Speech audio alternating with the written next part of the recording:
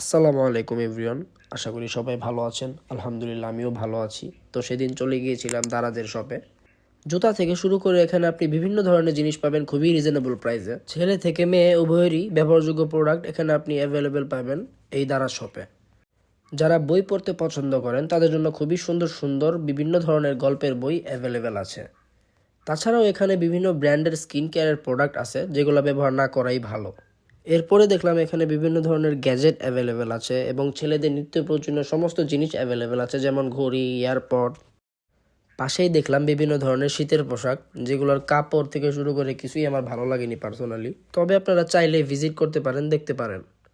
এরপরে VR box থেকে 3Dতে Avatar movie দেখে ভীষণ প্রোর ভাইব নিতে যাচ্ছিলাম।